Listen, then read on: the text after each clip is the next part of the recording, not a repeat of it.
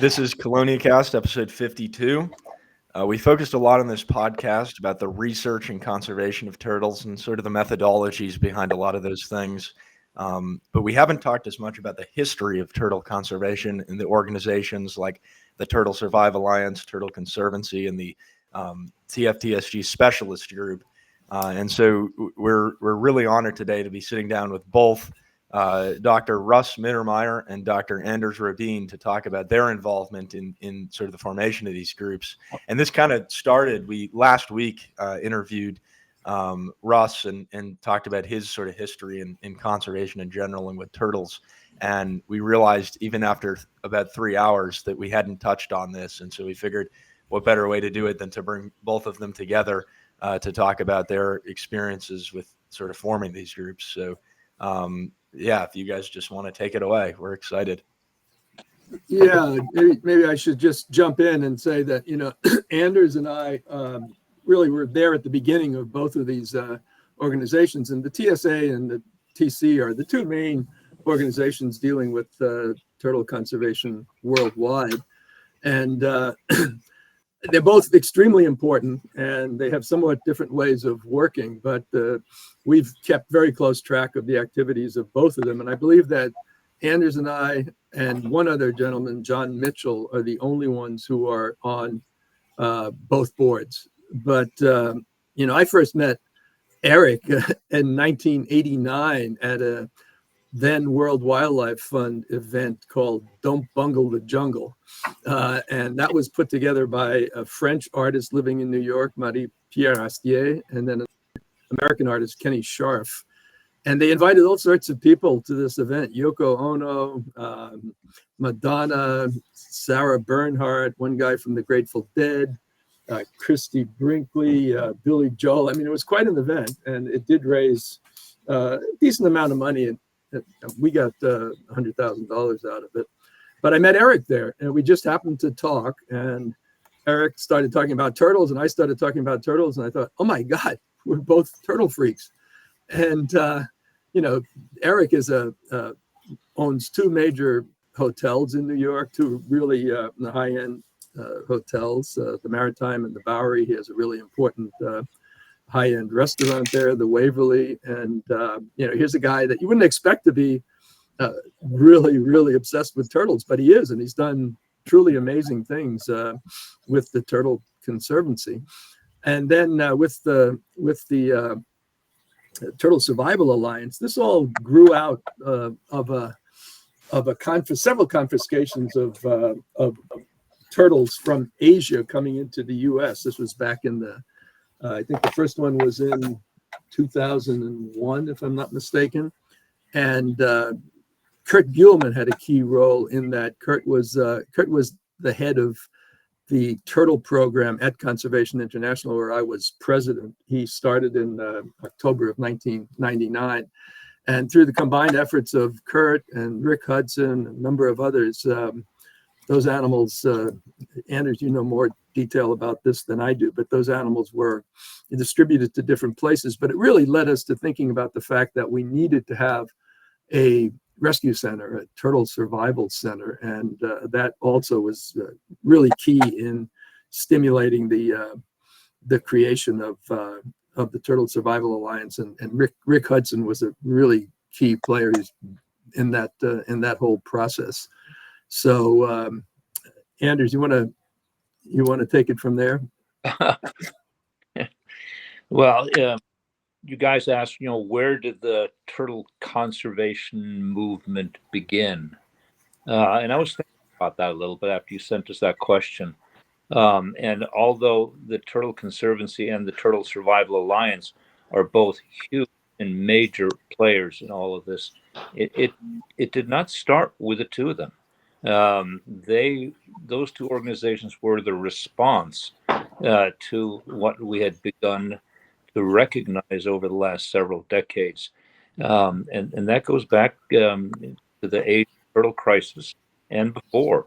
As I think back to when turtle conservation started, you have to think back to the Galapagos, back in the 60s and the 70s, when they realized in the Galapagos Islands that the various species, subspecies, whatever you call them, the different races of tortoises there were being wiped out. They had already lost one species on Floriana, and the Zone Island one, and other species were rapidly disappearing, and they began to mobilize conservation efforts for tortoises there.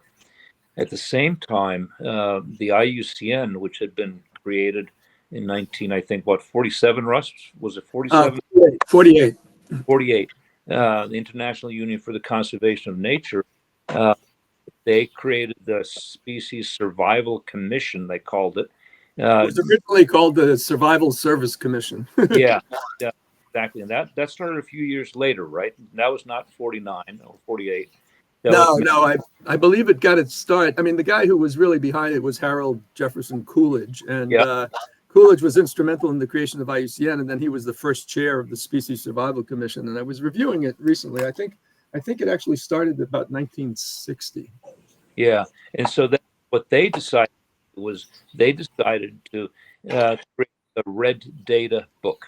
And the Red Data book was really what started everything. The Red Data book was a compilation of one-page, loosely pieces of paper describing each of the species of animals around the world that were endangered. And in 1975, we got the first listing of endangered turtles and tortoises. And that was put together by Rene Honecker, a Swiss zoologist who's still alive. Russ has been corresponding with him. He put together the first Red Data book of endangered turtles and tortoises. And the amount of information he had in there was minimal, but it was the first time we became aware of things like Batagur basca being endangered, Clemys muhlenbergi, now Glyptones, the bog turtle, that it was in trouble. Kwajalein bog turtle was described as vulnerable, etc. So he started it. At about the same time, because he also listed sea turtles, Archie Carr and others decided that a sea turtle specialist group, and that was formed, I think, in the late 70s. I'm not sure exactly when they formed, but all they cared about was sea turtles. It took us a while longer to begin to care about freshwater turtles.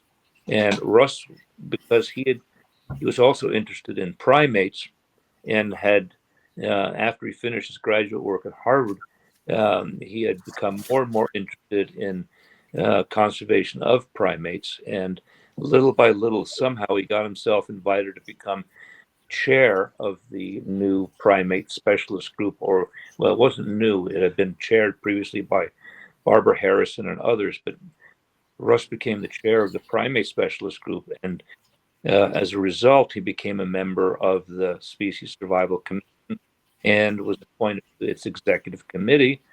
And as they had a meeting back in 1979 in Florida, Gainesville, of the SSC, he met with Ed Mole, who was a specialist on freshwater turtles of Asia, and the two of them talked. And Russ convinced Ed that if he could convince the IUCN to create a specialist group for freshwater turtles, Ed would take it on. Had to twist his arm a little bit, but he finally agreed. He was the ideal guy to do it back then. Yeah, and so Russ approached the rest of the leadership of the IUCN and this survival, and they agreed to allow a specialist group to be formed, and they decided to form one for freshwater turtles and a second one for tortoises. And Ed Mole became the chair of that first freshwater turtle specialist group in 1981. And the same year, 1981, the tortoise group was formed for Ian Swingland. And those two guys, Swingland and Mole, essentially started the turtle and tortoise freshwater conservation movement. They, brought people on to both of those groups. 20 people joined the tortoise specialist group. 28 people joined the Freshwater Turtle Specialist Group. Russ and I were on it. Peter Pritchard was on it. People like John Iverson were on it. Karen Bjorndal was on it. A lot of people who are still active were on that group. I joined because I was interested in taxonomy of chelid turtles. I really didn't care about conservation back then, but little by little, we all began to realize that turtles and tortoises were really in serious trouble. And the more we found out, the more we learned, the more we realized that they were really, really in trouble. So this was back in the 1980s. Not much happened during that first decade, but in 1987, the SSC decided that these two special groups, we didn't need two groups. They made a decision from up above that they needed to combine us. And so in 1987, they disbanded the two original groups and brought us all together in a single tortoise and freshwater turtle special group, the TFTG. The same original members, 48 members. And they decided to make Ian Swingland and Peter Pritchard co-chairs. Ed Mole had stepped down by that time, and Peter Pritchard had taken over the freshwater groups. So Ian and Peter tried to together direct the combined group. And both of them have been described as prickly Brits from time to time because they did not actually see eye to eye. They had very different styles, both very successful in what they did individually, but had a hard time working together.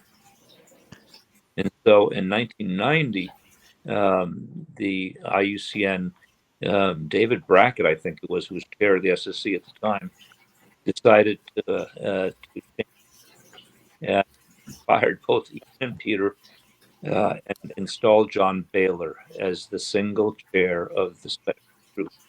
And frankly, everything changed because John was the kind of person who got along with everyone. He was comfortable in academic circles and conservation circles and in the field and in the hobbyist community. And he worked at the Bronx Zoo and had very good connections.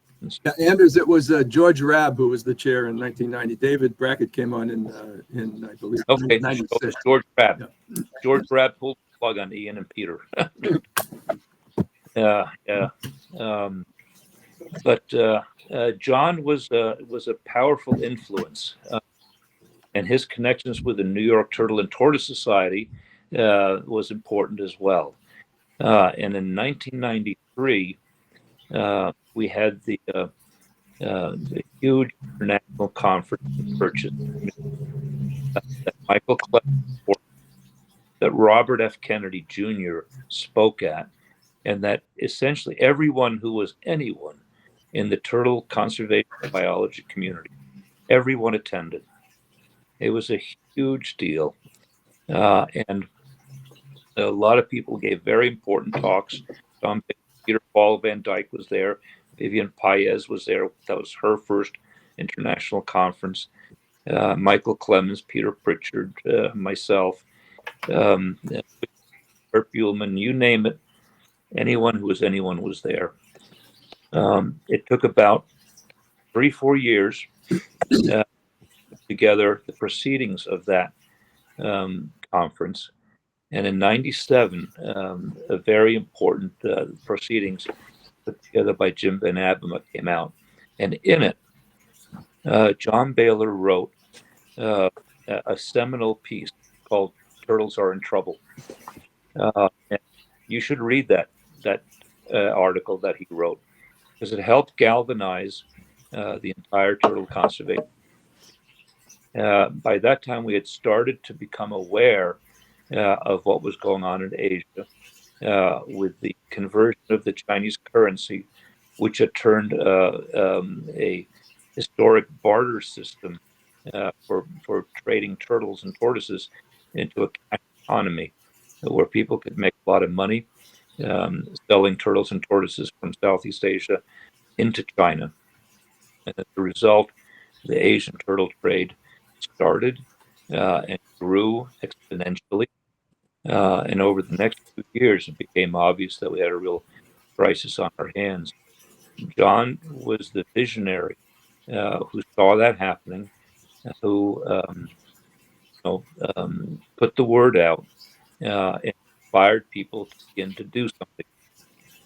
And the Wildlife Conservation Society and Josh Ginsberg, working at WCS, decided to take the lead, and they organized a workshop conference in Cambodia at Phnom Penh in December of 1999 to bring together representatives from all the Southeast Asian and Oriental nations to talk about the turtle trade. I was privileged to attend. Kurt Buell was there. Peter Paul Van Dyke was there. Kaliar and Steve Platt were there. In fact, that's where they met and then later got married. A lot of very important people. Shi Ai Tao was there. Michael Lau, Chris Shepard. It was a critically important meeting. And work by Chris Shepard especially showed that the just astounding levels of commercial trade in turtles and tortoises from all over Southeast Asia that was being siphoned out of those countries and being dispersed and sold into China. A very scary situation. We sat down after that conference, Peter Paul, Van Dyke, Brian Stewart, and myself, and put together the Chelonian Research Monograph on Asian turtle trade, which we published very quickly within 6-7 months of the conference. And then we brought that monograph, the CITES Wildlife, the Animals Committee meeting in West Virginia, sent it around to CITES representatives around the world. And that stimulated the promulgation of new export and import laws for turtles. Got a lot of them listed on the appendices for CITES. And it stimulated people like Rick Hudson to begin thinking about what could he do. And so a year after that book came out, less than a year after our monograph came out, Rick organized at Fort Worth Zoo a conference to figure out how the zoo hobbyist communities could help deal with this Asian turtle trade crisis. And he brought all the same players plus more people together, including people this time now, John Baylor as well, and Bill McCord, and a lot of people from the private community as well. And he brought the conservation breeding specialist group chair, Yuli Seal, in as the guy leading the proceeding. And we had a fabulous meeting. And by the end of 3 or 4 days, we all recognized that what we needed was a new organization, an organization that brought together academics and zoos and hobbyists and field conservation people, all to create a new alliance of partners that would work towards turtle survival. And it was born. It started out as a task force of our specialist group of the TFTSG, because that was the only way to create at the time. And Rick and Kurt Buellman became the co-chairs. Things started from there. And then, as Russ referred to earlier, within a few months of forming the CFA, there was this massive confiscation in Hong Kong of thousands and thousands of turtles and tortoises. Several shipments, actually. Several shipments.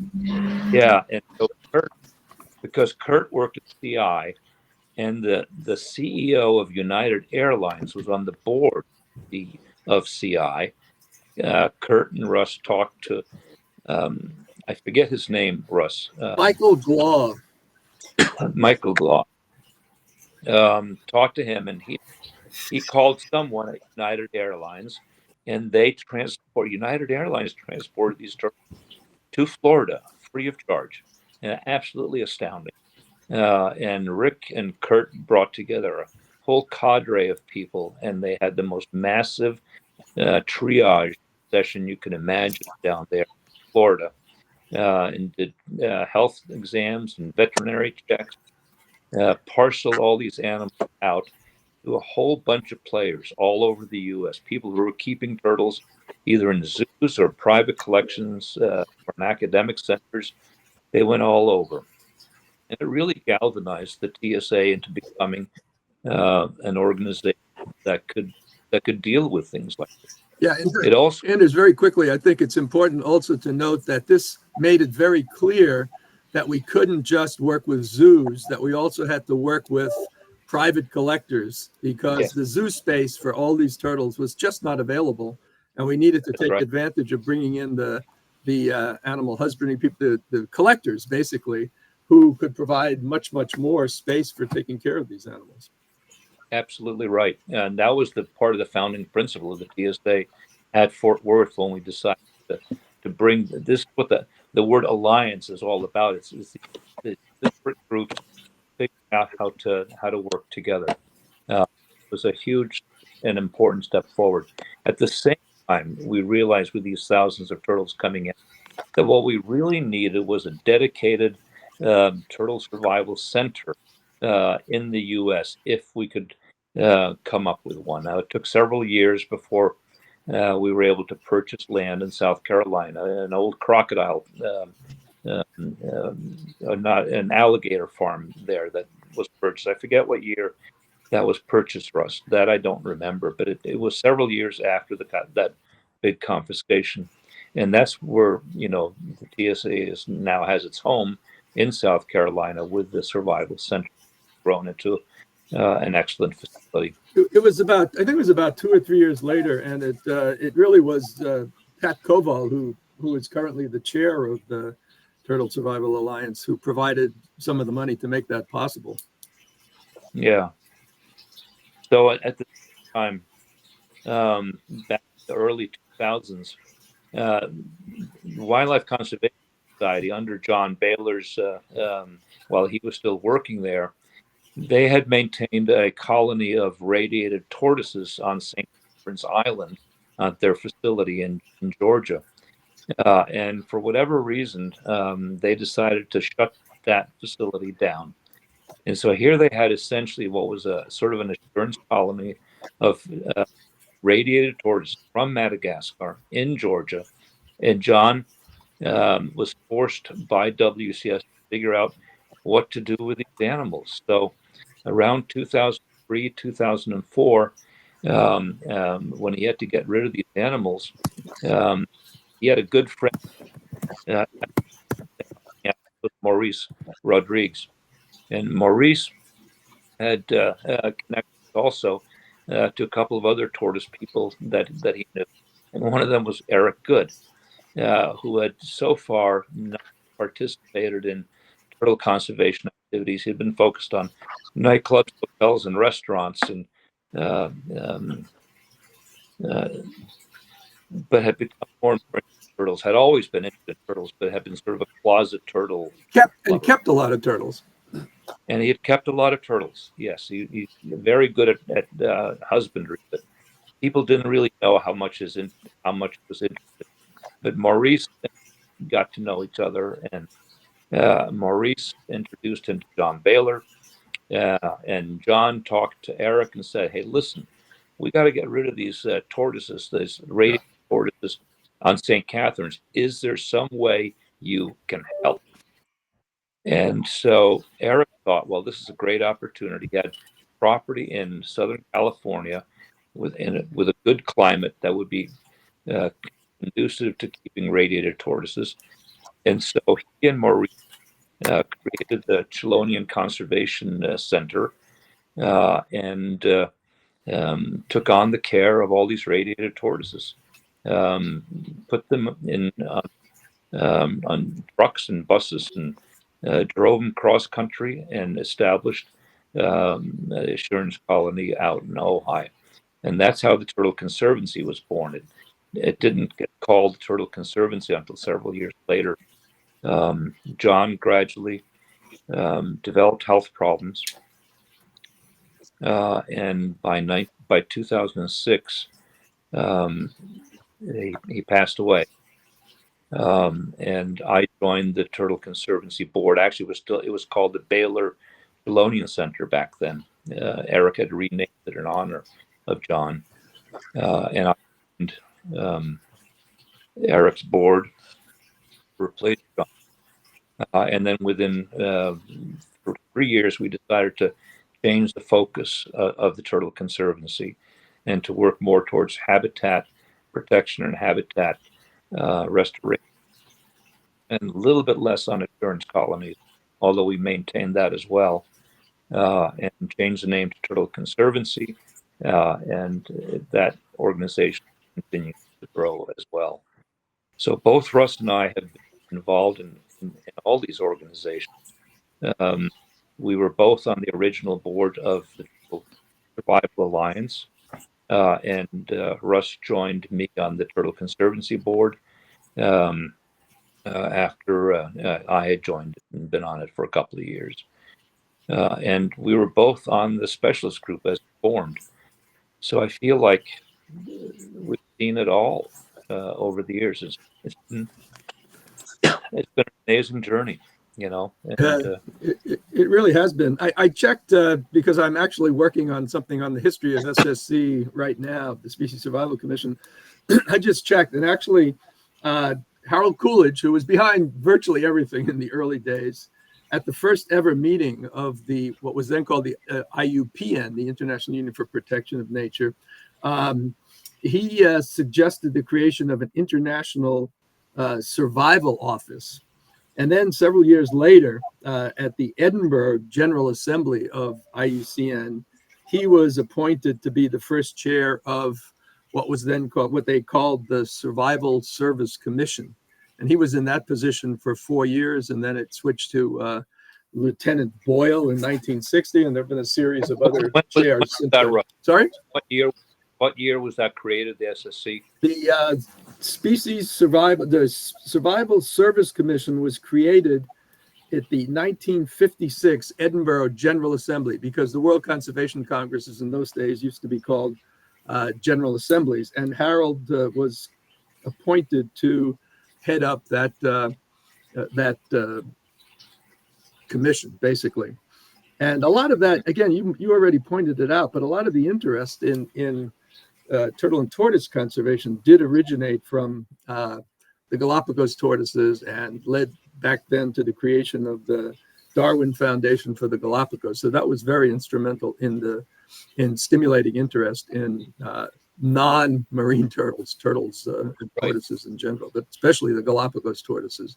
But it's so important to remember the history, because when you lose your history, you kind of lose an understanding of what any particular business is all about. And literally, as we move forward, every year we lose members of our community. And I was just looking at the list that you sent of the early members of the specialist group, Anders, and at least 10 of them are no longer with us, including people like John Baylor, Peter Pritchard, Roger Bohr, Don Mole, and others. So we need to do this soon so that you guys, a couple of generations down, can really understand how this was all created, how it all came about.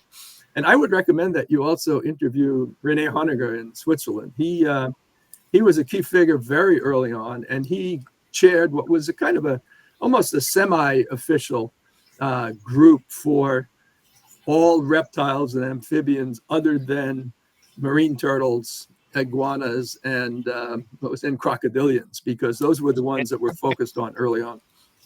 He did the first assessments. Exactly. The first assessments of the endangered status of all freshwater turtles, tortoises, and marine turtles. He did that before even the Marine Turtle Special Group existed. And I believe he wrote the first, or was very instrumental in the writing of the first reptile and amphibian red data book, which I have a copy of. Well, I got it sitting on my desk here. Yeah. 19, 65. Yeah. And the update in 79. The guy was amazing, and just to something, he did 2 podocnamic accounts in there as well, and in there he cites lit citations from a certain R.A. Mittermeier, information about Podocnemus expansa and Uniphilus back in 75. So Russ appears in that very first Red Data book. When I did my big Amazon expedition, which I talked about in the last interview in 1974, I got a lot of information on the Podocnemus turtles, and I basically updated some of the accounts, or wrote some of the accounts for the revised Red Data book for reptiles and amphibians that Anders mentioned. Well, and it was very... 82, you actually wrote some of them, but in 75, Renee Honegger wrote them, but you had provided information, right? And cited you. It was very easy to write assessments back in those days. The criteria were very simple. Somebody who knew something wrote a sheet and said it should be endangered or it should be vulnerable, and it went in. And now it's obviously a much more complicated process. But in those days, basically, you talk to an expert. The expert wrote the account, and it went in. Yeah, well, we have grown. Unfortunately, turtles and tortoises are ever more endangered. If one were to look at the progression of things, one might say things are just continually getting worse. We're losing the war, and in some ways we are. But no, if we didn't do what we do, we would have lost the war already. If we hadn't done what we did, a lot of things would be gone. That's the basic message.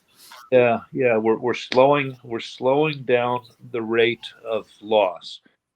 We're not slowing it fast enough, but we are slowing it. I think it's also important to recognize some of the more recent accomplishments of these two organizations, TC and TSA. And they're not the only. There's a lot of other groups working on turtles, but they are really, together with the specialist group, those are the drivers of a lot of what happens in turtle and tortoise conservation. But Eric Good did an amazing thing, and you guys worked on Peter Pritchard's collection. He wound up buying the entire collection, which is the greatest collection ever made of turtles, and transporting it to Ojai. Had he not done that, that collection would have been split into various pieces and eventually lost. But it was a heroic move on his part to get that entire collection intact, moved to Ojai. So, if he never does anything else for turtle conservation, and I'm sure he will, it was a major accomplishment. Let's not forget that he's protecting 90% of the world's population of geometric tortoises at that reserve in South Africa, and protecting about 25% of the world's population of Bolson tortoises in Mexico. Right. So two hugely important other projects where he has put considerable personal resources to doing this, plus managed to raise lots of support from other sources. Convince people like Leonardo DiCaprio to provide huge amounts of support to buy land for tortoises. How cool is that? Yeah, and we also have to recognize the recent accomplishments of the Turtle Survival Alliance, which is now has a new CEO who's really great, Mark, and Tim Gregory has been very instrumental in putting together a field conservation committee of the TSA that's really developed some very good strategies. Tim has also been a very generous donor, and really looking at places in the world that are not yet adequately covered by conservation activities, but need real attention really soon. And again, Rick Hudson was always there in the Turtle Survival Alliance, and really was for me the key figure. But now you've got people like Tim Gregory stepping up and really providing very significant support for turtle conservation activity. So it's some real heroes in this business, and every year we recognize at least one of those heroes with the Baylor Prize, but people who are currently very active are really making things happen for turtle conservation worldwide. Well, I think it takes lots of different kinds of players to create a successful conservation effort. You got to have the visionaries who see what need to be done. You've got to have the boots on the ground, people who are actually doing the work, and you've got to have people who can organize, and then people who can support. And the names that mentioning, those are the heroes. Some of them, my feeling on these people is that the people like John Baylor, Peter Pritchard, Rick Hudson, Russ himself have been the visionaries that have led the way, that show us where we need to go. And then the people who stepped up to provide the financial resources. You can't do it without money. You cannot do support. And Eric Good and Tim Gregory are the two most single important individuals that have come along who've made the personal commitments that their personal resources are better spent on turtle conservation than on some other venture. And all we can do is be incredibly thankful to both of them. And then people like Pat Koval as well, with resources. And there's just so many people who have done so much. Matt Frankel and George Meyer, frankly, what they've done through the specialist group and through the Turtle Conservation Fund, Frances Belay and her Panafil Foundation, these people who have, made a huge difference. Turtles and tortoises are not at the top of the list of charismatic species. They're not like polar bears and monkeys and tigers. We just don't get as much support for turtles and tortoises. It takes individuals with passion to make a difference, and we're lucky to have people like that. And then there's all the people who actually work on the ground, in the field, like Javier Platt, Steve Platt, Peter Paul Van Dyke, Kurt Buhlman, you name. There's a lot of, like, I can't even. Luca Luzelli, Gerald Kushling. Oh yeah. The Brazilians. Gibbons. Look at the list of Baylor Turtle Conservation awardees. There, a good list of the people who have really, really made a difference. Now, we're also on people with the Pritchard Lifetime Achievement Awards. People who also have made a huge difference. Ken Dodd, Bruce Berry, Earl Possard, Elmer Meyer, the ones that we just honored this past year. These are all key players who make an amazing difference with their personal input. And guys like you, Michael, and the rest of you, we're just waiting for you to step up and to continue this legacy of making a huge difference.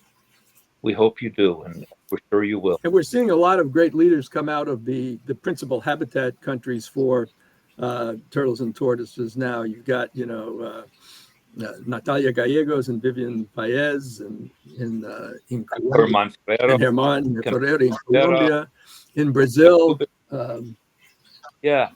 Many people in Brazil coming up, and we really need to empower them to the extent that we can. I mean, they're doing a lot on their own with support from their countries, but we need to help them with international resources as well. So to me, that's a very positive sign. And of course, as I said in my last interview, Anders has been playing a central role in so many ways in turtle and tortoise conservation for a very, very long time, ever since he got those little red-eared sliders back in, 1971, I guess, 70 or 71. And, I always say that my major contribution to turtle and tortoise conservation was getting Anders to focus on turtles so long ago.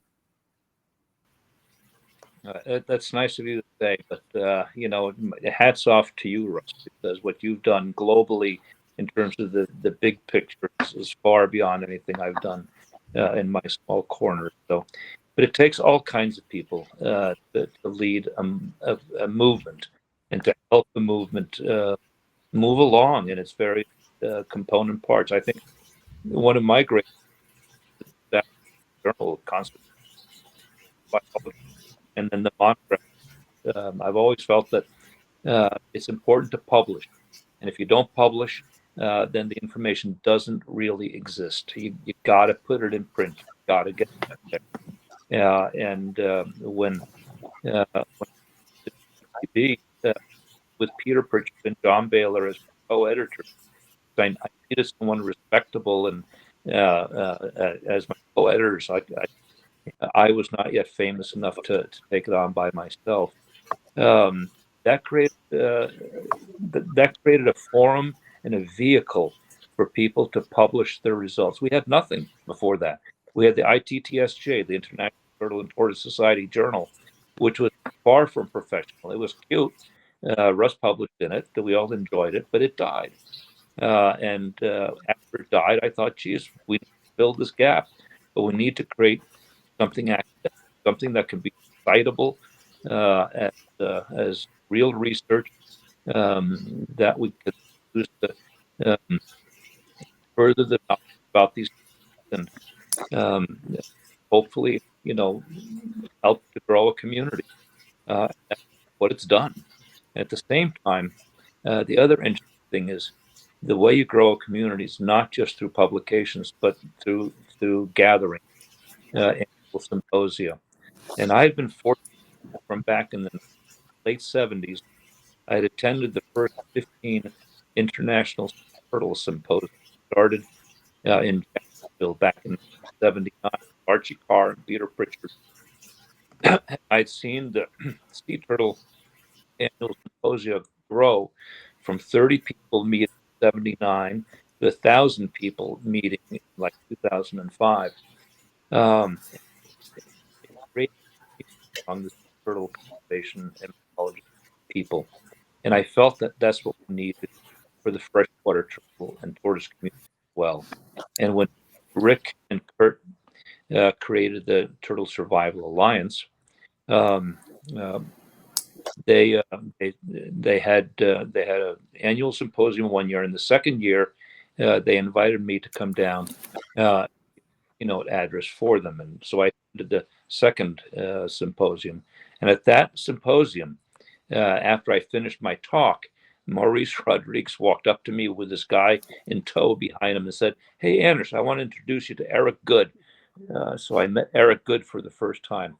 But ever since then, the Turtle Survival Alliance and the specialist group together have hosted these annual symposia. And that's a huge opportunity for people to get together, to network, to collaborate, to discuss, to learn from each other, and just to create a feeling of community. And it helped the sea turtle people grow. And it's done the same for the freshwater turtle and tortoise people. So I encourage all of you to continue to attend that symposium and to encourage anyone you know who is interested in turtles and tortoises to come to that symposium, because it's critical that we keep that going. And it's also so important to have small grant funds, which we talked about the last time, and having resources available for grants no more than $5,000, but rapidly distributed to young people who are emerging, especially in the tropical countries where most of this biodiversity exists. And that for that we have the Turtle Conservation Fund, which how much have we spent now, Anders? About $1.5 million, which isn't a lot of money, but when you divide that into a whole bunch of grants of $5,000 or less going rapidly to people who are really emerging in the field, that capacity to empower them is critically important. And I think that if you want to grow a community, if you want to grow a cadre of conservationists worldwide, you have to have these kinds of flexible funding very readily available to be distributed to those people who are showing interest in turtles and tortoises and in other species as well. Because if you don't have that, young people that are just emerging from the university and wanting to get into this field, they can't apply for major NSF grants or USAID grants or anything like that. They've got to have a source of support that's at scale, doesn't have to be too big, but readily available with minimal bureaucracy. And I would love to see us grow funds like that way beyond what we're doing right now. We don't give out all that much. What are we giving out now? There's less than $100,000 a year, right? 70 to 80,000 a year. Yeah, which is nothing in the grand scheme of things, and yet the impact it's had. And I talked about my primate action funds as well in the last interview. These are absolutely fundamentally important. Yeah. And then I have to give Russ credit also, because he and Fred Launay back in 2009, when we had an SSC meeting in Abu Dhabi, sat down with the Crown Prince, Mohammed bin Zayed of Abu Dhabi, and convinced him that he needed to create a fund specifically focused on species conservation. And he did put 30 million euros into a fund, which has since grown, and we give out what is we give out 1.5 million annually to small conservation projects focused on species. And turtles and tortoises, we get about 90,000 of that annually to give out, and it's an absolute wonderful thing. So that was mainly Fred's doing, because he had Fred Launay's doing, because he had the great contacts, but I helped out a little bit there. But it was really Fred using his relationships in the UAE, specifically in Abu Dhabi, that made that possible. And it's it's been another source of funding, another key mechanism for providing small grants to every possible group of species, from fungi to all the way up to great apes and elephants and everything else. Yeah, it's been huge for turtles and tortoises as well. One question I've got, and I mean it's incredible to hear you just with one prompt. It's a testament to how involved you guys have been over the decades with this, that you can just sort of recite all of it and it just comes. It's all, you've lived it. It's really inspiring for us as sort of upcoming in the field and wanting to sort of get involved as much as possible. But something I'm curious about, just personally, is you mentioned sort of the funding aspect, and there's some people that have more money. I'm learning more now. It seems like ecology work a lot of the time, or conservation work, kind of runs in one line, and the money aspect runs in a perpendicular line to that, and it's tough to merge those two things. But do you see a future where conservation can actually generate its own money, kind of like a business would, and not that's, maybe there's examples where that is the case. But for turtles, yeah, what we have to recognize is that most of the money that goes into quote unquote conservation is going into trying to make development greener. It's going into climate change. Those are all worthy things. It goes into trying to slow the drivers of destruction. And species conservation always is a small asterisk, really, relative to the billions that get spent on other activities under the rubric of the environment or conservation. And I believe that the best sources of funding for what we really are focused on with turtles and tortoises, species conservation, is through private individuals and some private foundations. But private individuals with capacity who have the means to do this sort of thing, and Eric and Tim Gregory, Pat Koval are all very good examples of this. We need to find more people like that. And the U.S. is going to always be the principal source of philanthropic support because of our traditions. But every year, new people emerge, young people who have the means, whether they inherit it or they make it in the stock market or they're tech wizards.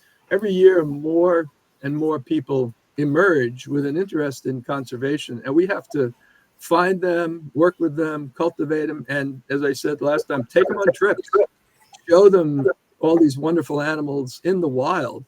And I think that, to me, is the future, how we can expand the resources available for species conservation. This is my main focus now in the last few years of my career, trying to find those people who have the means and who are willing to rapidly and with minimal bureaucracy provide us with the resources that we need to get the job done. So I don't really see it as a perpendicular line to conservation. I see it as a kind of a parallel line that we have to make that line thicker and make it grow much faster in the future, because we really need, in the remainder of this decade, we really need to ramp up species conservation activities in particular, alongside all these other bigger conservation endeavors. But the species conservation part, if we don't do that, we could wind up with some reasonably well protected and restored ecosystems that are basically empty. The whole empty forest syndrome in places like the Amazon. You've got nice forests left in much of Amazonia, but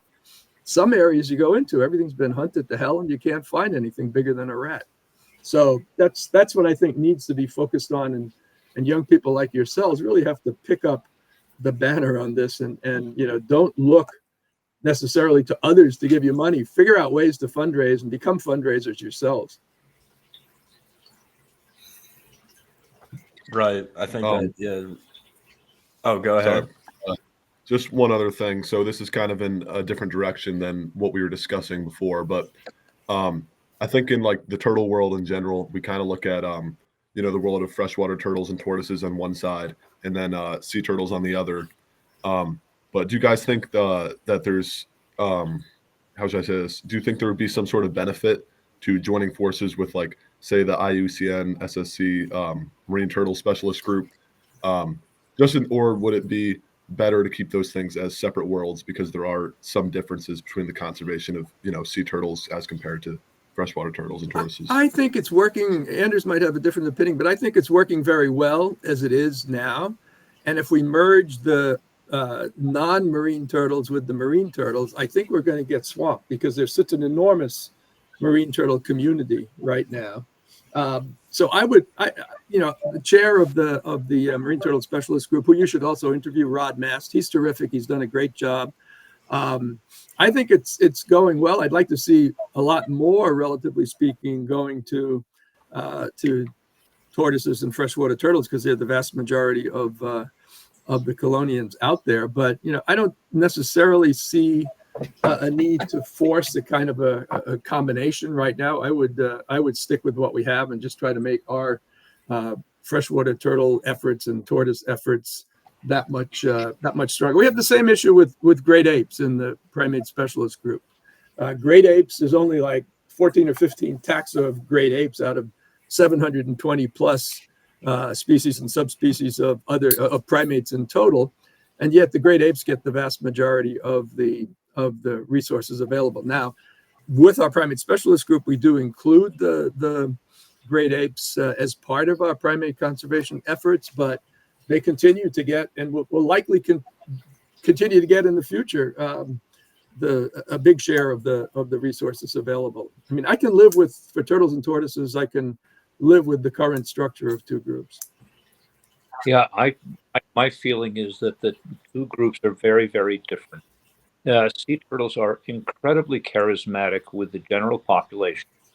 Most of the work is done on tropical beaches, with palm trees, etc., which appeals to an amazing number of people, not just conservation. Freshwater turtles, not so much.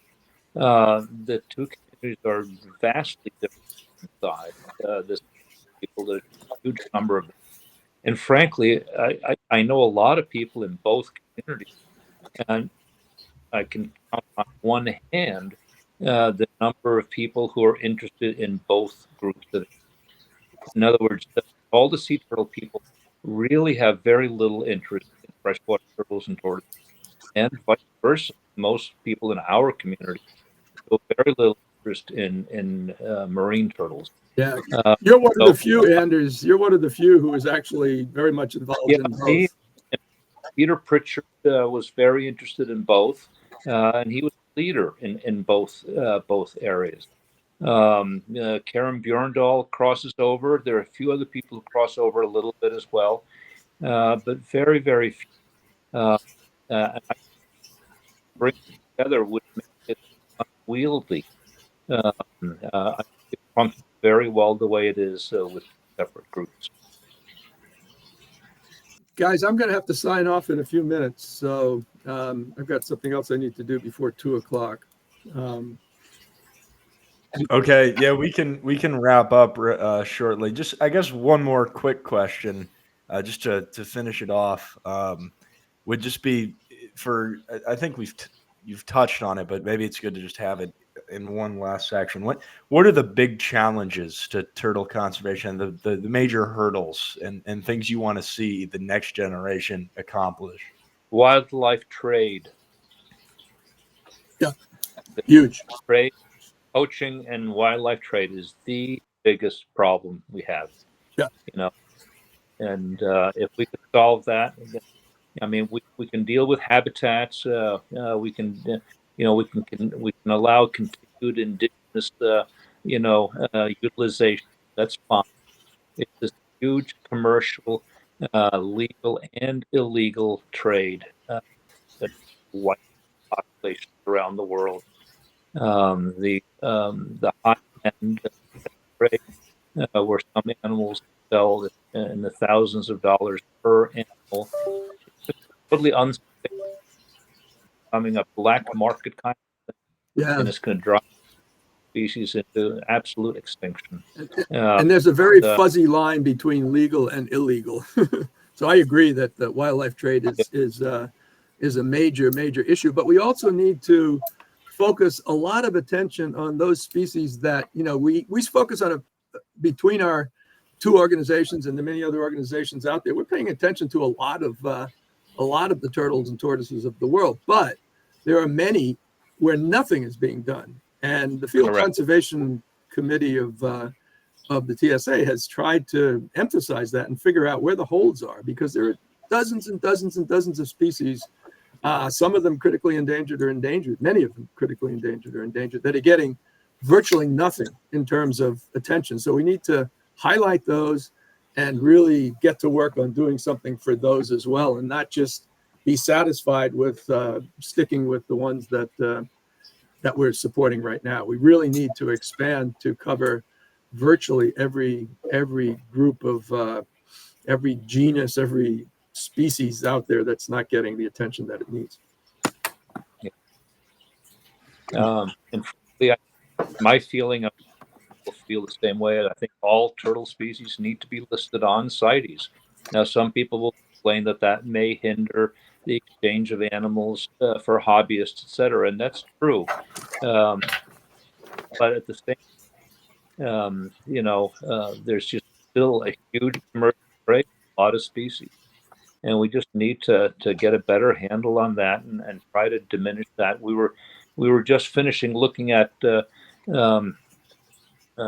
export numbers of soft-shell turtles from the United States. Peter Paul and Van Dyke and I were looking at that recently. And when Florida got its commercial turtle trade back in 2012, as a result, the export of Florida softshell, Papillon ferox, dropped from the hundreds of thousands of animals annually down to just a handful. And those kinds of things, we need to have laws that prevent commercial exploitation of species, all the places where they occur. We allow indigenous usage where it has been practiced. And we need to allow some scientific collection and exchange of specimens for zoos and bona fide, assurance colonies. We'll continue to lose the species that we have. The commercial trade and the illegal poaching, it's going to kill it. Get a control of it. Well, I have a question about is there anything we can do about the demand for these turtles overseas? Like that, the insatiable demand that, like, if that was somehow like lessened, everything would be a lot easier, but it's just such a massive threat. And it's just so daunting to deal with all the time. Yeah, it is daunting. And one of the problems we faced when we began to read the Asian turtle trade and the Asian turtle crisis was all about was how do you change the attitudes of primarily Chinese people who liked and had a tradition for eating turtles and turning them into traditional Chinese medicines. And we decided there's no way that we had the right or the ability to change those historical customs and traditions. That what we hoped instead would be that new generations of younger Chinese people would gradually move away from those historical traditions. That may have occurred a little bit, but it's been replaced instead by the desire to keep making profits. They have these huge turtle farms in China now, where they produce and sell hundreds of thousands of turtles, which sustains those old historical customs. And at the same time, they've developed this culture of wanting to own high-end, rare turtle species that they pay thousands and thousands of dollars for That's like the plowshare. that's the shift. Gas. That's the shift that I've seen, is that, from eating them to keeping the valuable ones as pets, to the point that Right. plowshares are worth a fortune now. But yeah, I think it's going to have to be a generational shift. It's not easy to change. We just have to keep plugging away at it. But there's no silver bullet to changing that, because we're dealing with very different cultures with different perceptions of what wildlife is really worth, and what an animal in the wild is worth relative to one sitting in a tank in your house. So it's going to be a slog. So we really need to continue to work on it. And as I say, it's going to be a couple of generations before I think we see a major shift. So If ever, if ever, guys, I really have to sign off. My long-term pessimism is sort of, I ask myself, what will we be looking at in 200 years? What kind of turtle populations will still be out there in the wild in 200 years? Yeah. And I'm pessimistic. I'm not sure there will be much of anything other than maybe snapping turtles and red-eared sliders. I don't know. But at the same time, you got to keep fighting for the diversity that's out there. You got to continue to try to protect it, try to preserve it, and try to grow it if you can. I'm a little more optimistic, but my goal is more modest. I want to see progress made in the remainder of my lifetime, and I'm very encouraged by the fact that guys like you, in your early 20s, are out there really picking up on this. And I think you need to get more and more of your friends and colleagues in that age group to do the same sort of thing. So I'm gonna have to run. Yeah. Well, thank you guys. Thank you. Thank you, and you're doing a great job. So we'll be in touch again soon. Sounds great. Sounds Thanks, good. guys, for doing this. Thank you. Thanks. Thank you.